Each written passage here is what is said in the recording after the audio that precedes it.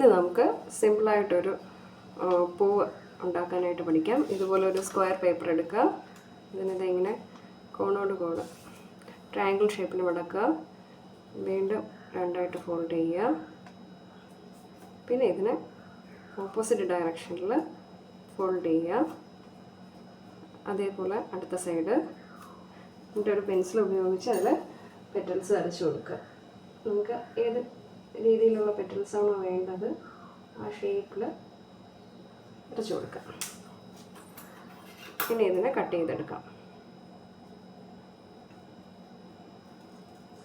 നന്നായിട്ട് കട്ട് ചെയ്തെടുക്കാം.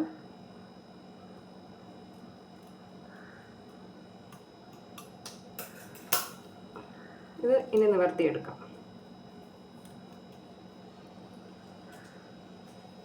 നിവർത്തിയെടുത്തു. ഒരു എൻഡ് അല്പം കട്ട് ചെയ്യുക. ഹാഫ് കട്ട് ചെയ്താൽ മതി.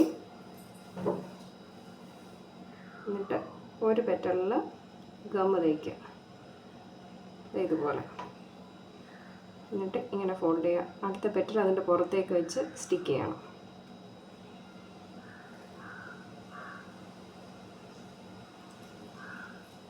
ഇതുപോലെ ഫ്ലവർ റെഡി ആയിട്ടുണ്ട്.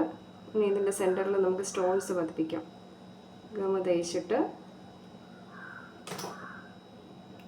സ്റ്റോൺസ് ഫിക്സ് ചെയ്യാം. Flower ready.